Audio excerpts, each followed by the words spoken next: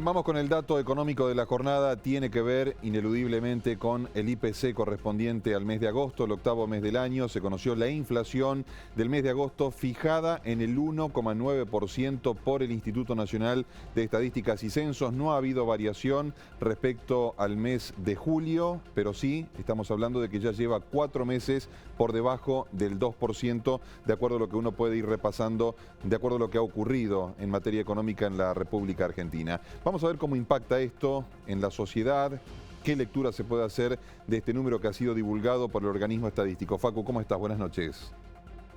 ¿Cómo te va, Maxi? Muy ¿Qué bien. tal? Muy buenas noches para vos y por supuesto para toda la audiencia de la provincia de Santa Fe. Vos sabés que me quedé pensando, buena pregunta, ¿cómo impacta esto para la sociedad? ¿No es un dato un poco viejo, tal vez? Sí. El dato de la inflación de agosto, con todo lo que sucedió desde el fin de semana hasta esta parte, luego de lo que fueron el resultado electoral de la provincia de Buenos Aires. Un resultado que evidentemente se nacionalizó y terminó incidiendo tal vez en el programa económico propio de Javier Milei, que dice, por ahora no va a cambiar nada, vamos a seguir reforzando el tema de las 3 anclas, cambiaria, monetaria y fiscal, y a partir de ahí se conoció que el próximo lunes obviamente va a haber un mensaje del presidente que va a anunciar, como indica al menos los plazos legislativos, el presupuesto 2026. Después vamos a tener tiempo para analizar seguramente lo que suceda a partir de la presentación de la ley de leyes, del proyecto que tenga, al menos en materia de recursos, gastos e impuestos para el próximo año la Facu, agenda nacional, pero claro, ¿cómo termina impactando este 1,9%, Maxi? Lo curioso es que el gobierno no se corre ni un milímetro de su posición, ¿no? Lo dijo el propio Milei el domingo por la noche, una vez conocidos los resultados electorales en la provincia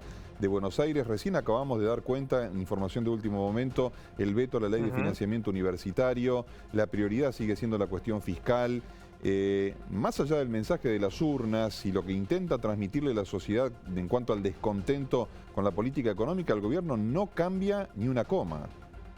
Por ahora parece que no, o esa es la sensación o las señales que empieza a mostrar al menos parte del equipo económico. Si nos fijamos lo que sucedió en materia de precios en el mes de agosto, en definitiva termina siendo positivo porque es una tensión menos. Otro hubiera sido la película, a pesar de que es indistinto para el bolsillo si la inflación es 1,9 o 2,1 o 2,5%, pero al menos generás una tensión menos que siempre es positivo. Por cuarto mes consecutivo, bien dijiste, ya prácticamente desde el mes de mayo la inflación viene corriendo a menos del 2% mensual, inclusive en esta primera parte del 2025, en 8 meses, está por debajo del 20%, 19,5% de inflación. Ese es el dato realmente más bajo del 2020 en 8 meses. Y interanual, acumulado en el último año, ahí lo tenemos. Me parece interesante, claro, ahí vemos en pantalla una placa muy elocuente, 33,6%. Imagínate, Maxi, que la última vez que tuviste acumulados por debajo del 35%, hay que irse a casi 7 años atrás, en el 2018. Ese muestra la desaceleración fuerte que tuvo de precios la Argentina. Si empezás a repasar parte de los rubros, obviamente no hubo sorpresas. Los rubros que más tensionan los precios están vinculados a los servicios, como por ejemplo el transporte. Subió mucho el combustible. También fue un mes clave porque si se quiere, estuvo en el centro de la escena cómo impactar el salto del dólar. Hay que recordar que en julio subió el dólar un 14% aproximadamente y eso en definitiva no se terminó trasladando a los precios de manera directa. Sí generó tensiones, pero no hubo un traslado directo porque la inflación de julio fue 1,9% y en agosto amesetó un poquito el ritmo del dólar, pero porque tampoco no hay consumo. se trasladó a los precios. No hay consumo. Claro, exacto.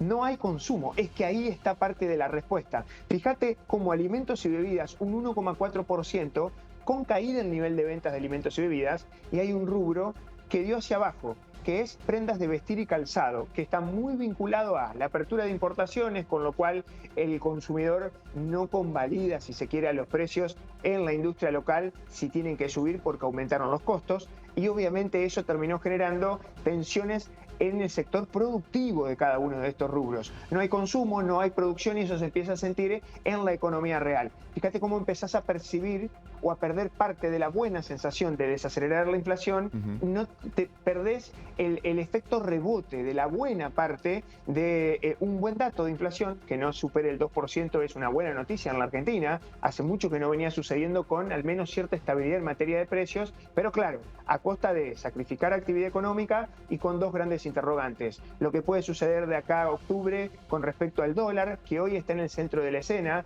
La película va a ser diferente si quitas una tensión menos y el dólar se estabiliza, pero bueno, habrá que ver después qué termina sucediendo, porque ahí el final me parece que el partido recién comienza y está abierto. De acá hasta las elecciones puede pasar cualquier cosa en materia de tipo de cambio, luce controlado, pero ojo con esta situación.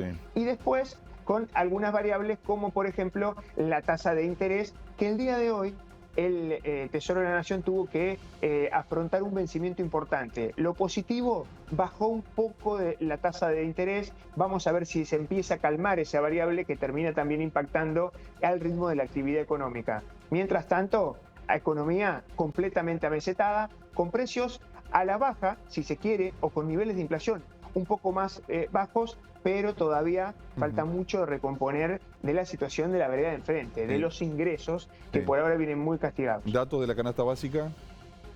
Bueno, claro, por supuesto, ahí está.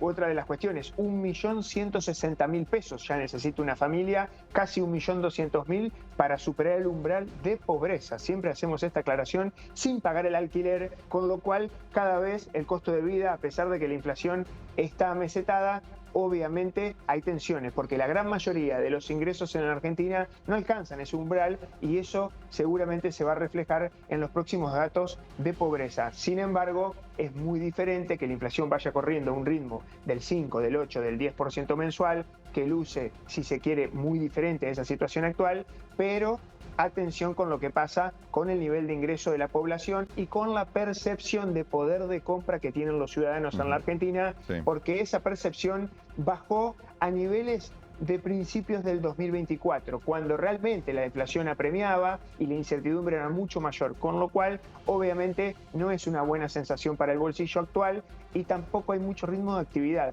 Tiene que mejorar esas dos variables para que empiece al menos a tener un terreno mucho mejor o positivo para la economía argentina. Está por verse, porque hay algunas cuestiones que están bastante desordenadas, y en el marco de todo esto, bueno, en definitiva, una presión menos, que la inflación no alcanzó a superar el 2% mensual, aunque si hubiese dado 2,2% era imperceptible. La seguimos mañana, te esperamos. Gracias, Facu.